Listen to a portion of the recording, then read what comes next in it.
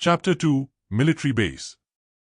वीर ने बस में बैठते ही एक गहरी सांस ली, जैसे उसे एक नई शुरुआत का एहसास हुआ हो। उसके मन में सवालों का अंबार था, लेकिन उस पल उसने सब कुछ पीछे छोड़ने का फैसला किया। आसपास के क्लासमेट्स एक्साइटमेंट से भरे हुए थे। यह सबके लिए पहली बार था कि वे मिलिट्री ट्रेनिंग के लिए जा रहे थे, और उनमें से अधिकांश अपनी कोर एनर्जी को लेकर पूरी तरह कॉन्फिडेंट थे।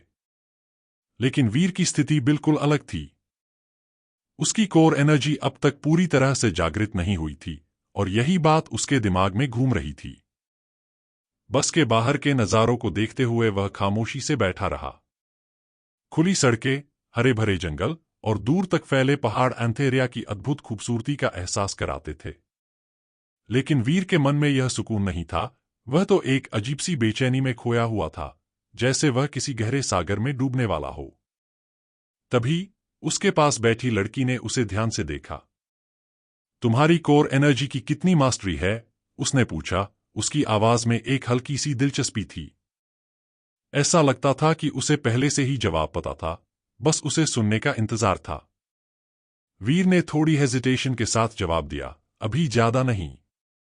मैं अभी तक ठीक से कंट्रोल नहीं कर पाया हूं। उसकी आवाज में शर्मिंदगी झलक रही थी, जैसे उसने कोई बड़ा राज खोल दिया हो। यह सुनते ही लड़की के होंठों पर एक कटाक्ष भरी मुस्कान फैल गई। अभी तक नहीं, उसने सार्कास्टिकली कहा, जिसमें डिसबिलीफ की झलक भी थी। तुम्हारी उम्र के लोग तो अब तक अपनी कोर एनर्जी को पूरी तरह से मास्टर कर चुके होते हैं।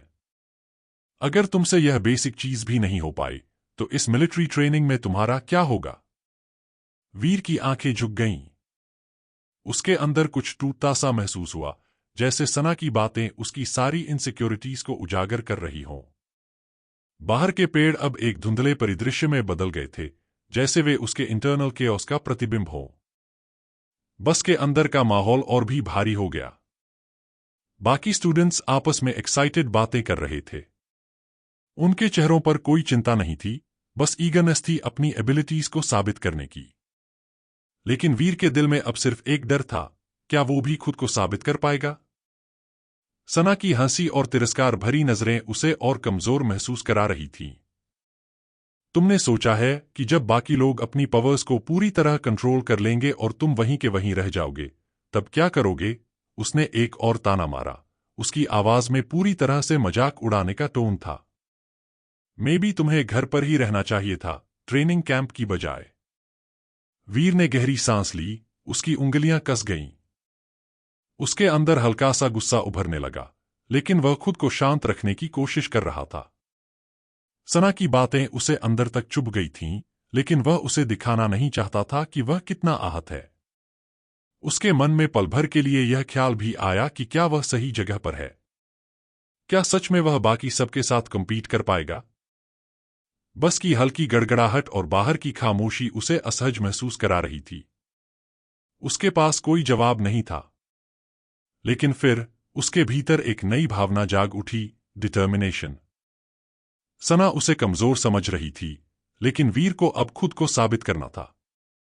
मैं सना और बाकी सबको गलत साबित करके रहूंगा, उसने मन ही मन ठान लिया।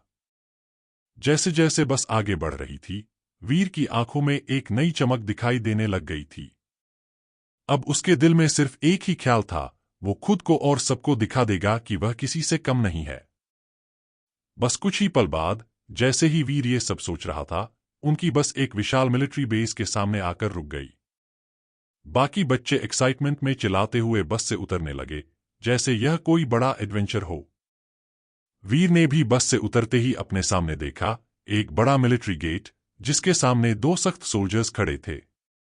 उनके हाथों में शक्तिशाली वेपन्स थे, जो एक बार में 100 गोलियां चला सकते थे। ये वेपन्स कोर एनर्जी से चलने वाले थे, जिसके कारण इन्हें बार बार एमओ भरने की जरूरत नहीं पड़ती थी। तभी एक कदकाठी का आदमी, जो एक जनरल की तरह दिख रहा था, गेट के अंदर से बाहर आया। उसके सीने पर कई मेडल्स चमक रहे थे, जो उसकी बहादुरी और उपलब्धियों की गवाही दे रहे थे। वीर ने देखा कि बाकी सभी बच्चे उसके चारों ओर इकट्ठा हो गए हैं, जैसे वह कोई सेलिब्रिटी हो। जनरल ने एक अथॉरिटेटिव आवाज में कहा, welcome to the Antheria military training camp. यहां तुम सबको अपनी कोर एनर्जी की मास्टरी और फिजिकल स्किल्स को होन करना है। तुम सभी में एक वॉरियर बनने की क्षमता है और हमें तुम पर विश्वास है। जनरल भीम ने सभी बच्चों को मिलिट्री बेस के अंदर ले जाने के लिए इशारा किया। जैसे ही उन्होंने इशारा किया, उनके सामने का दरवाजा अचानक गायब होने लगा, जैसे किसी जादू से। थोड़ी ही देर में वह दरवाजा पूरी तरह अदृश्य हो गया। वीर और उसके क्लासमेट्स चकित होते हुए जनरल भीम के पीछे पीछे बेस में चले गए। जैसे ही वे अंदर गए, दरवाजा फिर से अपनी जगह पर आ गया, मानो कभी खुला ही नहीं था।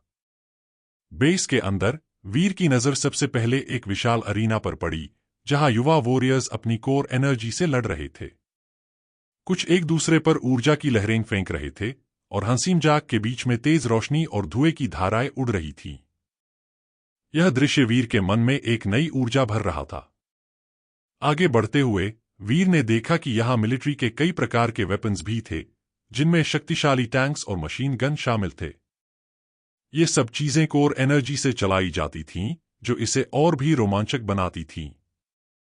मशीन गनों की मेटालिक झनकार और टैंक्स की धौंकनी आवाजें सब मिलकर एक अद्भुत माहौल का निर्माण कर रही थीं। जनरल भीम ने आगे बढ़ते हुए कहा, यहां तुम्हें न केवल फिजिकल स्ट्रेंथ पर ध्यान देना है, बल्कि तुम्हारी कोर एनर्जी के एलिमेंटल एस्पेक्ट्स को भी समझना होगा। हम तुम्हें सिखाएंगे कि कैसे अपनी कोर एनर्जी को हार्नेस करके जादुई ताकतों का उपयोग करना है। जैसे जैसे वे आगे बढ़ते गए, वीर ने देखा कि कुछ प्रशिक्षक अपनी कोर एनर्जी का उपयोग करके एक इल्यूजनरी वॉल बना रहे थे। यह वॉल शिमर कर रहा था और इसे तोड़ने की चुनौती छात्रों को दी जा रही थी। हर कोई उत्सुकता से देख रहा था और कुछ छात्रों ने कोशिश भी की, लेकिन वॉल को तोड़ना इतना आसान नहीं था। वीर की आंखों में उम्मीद की एक किरण थी। क्या वह भी इस सब में सफल हो सकेगा? उसने अपने अंदर एक हलचल महसूस की, जैसे उसके अंदर की कोर एनर्जी उसे बुला रही हो। क्या मैं इस चुनौती का सामना कर पाऊंगा? उसने सोचा। उसके मन में डिटर्मिनेशन की एक लहर दौड़ गई।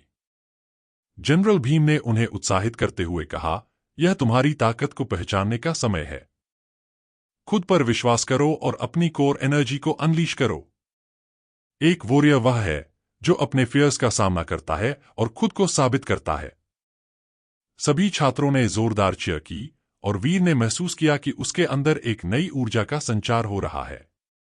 वह अब और भी दृढ़ संकल्पित था कि वह अपनी कोर एनर्जी को मास्टर करेगा और अपने सपनों की ओर बढ़ेगा। मैं खुद को साबित कर दूंगा, वीर ने मन में ठान लिया। कोई भी मजाक या तिरस्कार मुझे रोक नहीं सकेगा।